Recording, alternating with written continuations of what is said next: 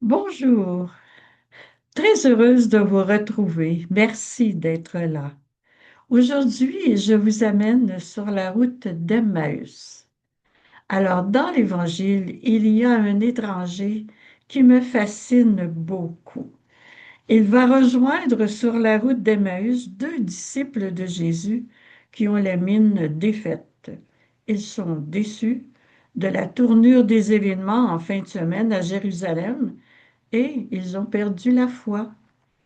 La mort sur une croix de leur meilleur ami a pris sa vie et à cause de ce deuil imprévu, ils entrent dans une profonde dépression. La désespérance est à son comble. Ils ne pensent qu'à l'horreur dont ils ont été témoins. Cette préoccupation prend toute la place dans leur cœur. Nous nous sommes trompés, disent-ils, sur sa personne. Nous nous sommes illusionnés. Tout à coup survient sur la route un étranger sympathique qui se met à l'écoute des deux pèlerins et prend de leurs nouvelles. Ils ne le reconnaissent pas. Son corps est changé. Désormais, il sera regardé seulement avec les yeux de la foi. Jésus les interroge et les écoute. Avec brio, il leur explique la tragédie qu'il connaît bien, en leur présentant un parfait éclairage des Écritures. Il leur brosse un tableau complet des liens à faire entre le Premier Testament et le Deuxième. La lumière envahit leur intelligence et enflamme leur cœur. Sa voix vient tout réveiller ce qui s'était fermé en eux. La mort ne pouvait pas retenir celui qu'elle avait brisé. Il est bien ressuscité. Qui l'eût cru? Cette rencontre s'accomplit encore aujourd'hui quand nous prenons la route avec d'autres et quand nous portons des doutes et des déceptions qui nous dépassent. De nos jours, on peut dire que nos intelligences sont bombardées par une saturation d'informations sur les réseaux sociaux.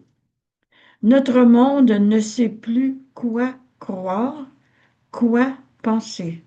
Finalement, on a tendance à s'isoler et à s'enfermer dans sa douleur. L'idéal est d'avoir quelqu'un à qui se confier, à qui parler de son vécu de foi, par exemple. L'accompagnement spirituel est toujours désigné pour voir la lumière au bout du tunnel.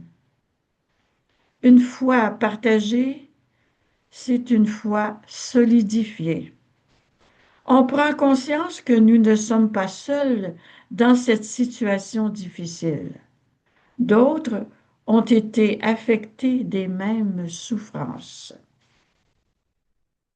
Retourner à l'étude de la Bible pour ouvrir notre esprit à l'intelligence des Écritures est une bonne solution pour faire surgir l'espérance perdue.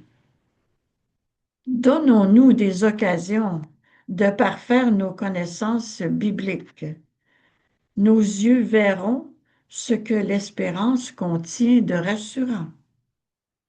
C'est une façon pour Jésus de nous rejoindre sur nos routes.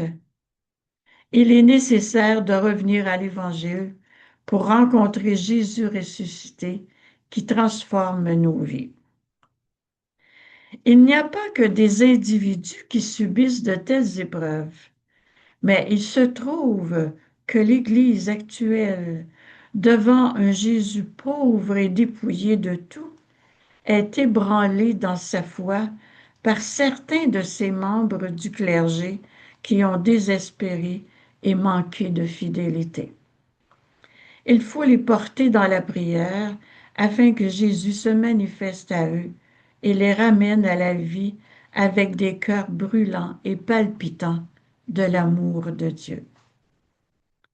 De nos jours, il y a tant de baptisés indifférents et fermés qui auraient besoin d'être réveillés à une espérance tout aimante qui est celle de Dieu. Ayons cette certitude que Jésus, ce radieux compagnon, nous rejoint sur notre route, que nous ne sommes pas laissés seuls à nos problèmes. Sa compassion s'exerce sur nos yeux et notre cœur et fait surgir la vie là où on n'a que des réflexes de mort.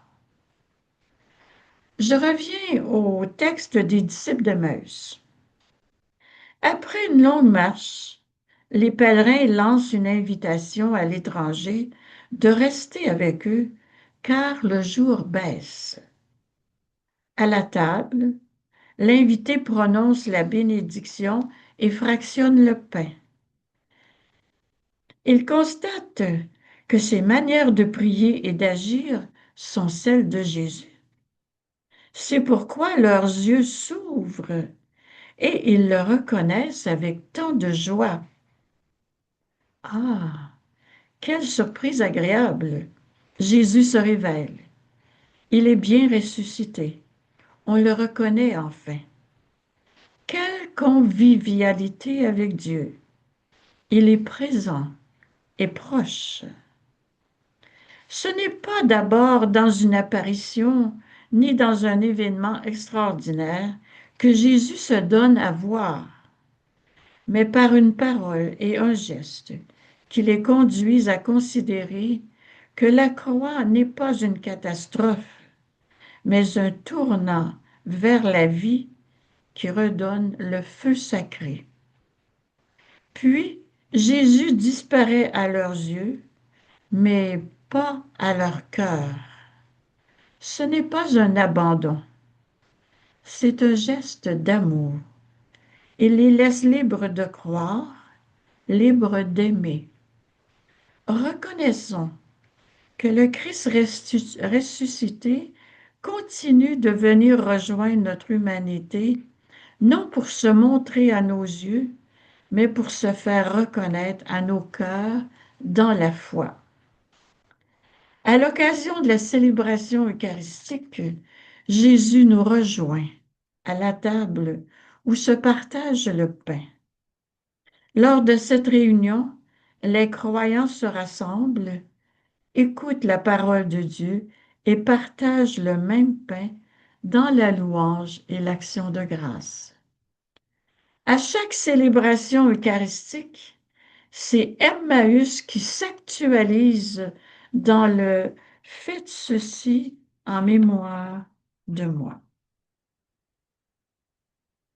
Alors, soyons les disciples d'Emmaüs d'aujourd'hui. Relevons-nous, retournons vers nos frères et sœurs et témoignons comme eux que le Seigneur est ressuscité. Ce retour vers la communauté symbolise l'élan missionnaire. La joie de sa présence nous pousse à partager la bonne nouvelle avec d'autres. C'est notre vocation de chrétiens et de chrétiennes. On voit que la mission naît de la rencontre avec le ressuscité dans sa parole et dans le partage de l'Eucharistie. Cette dynamique, rencontre, écoute, partage, envoi, structure la vie chrétienne. En terminant, je dis, reste avec nous, Seigneur, pour la fraction du pain à l'Eucharistie. Reste avec nous quand nous croyons que tout est perdu. Reste avec nous pour éveiller nos cœurs à l'intelligence des Écritures. Reste avec nous pour enflammer nos cœurs à ton contact. Reste avec nous pour te voir et te reconnaître dans la foi. Reste avec nous pour aller vers les autres et témoigner de notre foi. Reste avec nous car nous avons besoin de toi au quotidien de nos vies. Reste avec nous, Seigneur. Voilà, Alors, les personnes qui aimeraient avoir le texte, vous me l'indiquez en m'écrivant un courriel à l'adresse suivante, paulibois@hotmail.com. Alors, j'appelle paulibois@hotmail.com. Au revoir et à la prochaine. Portez-vous bien.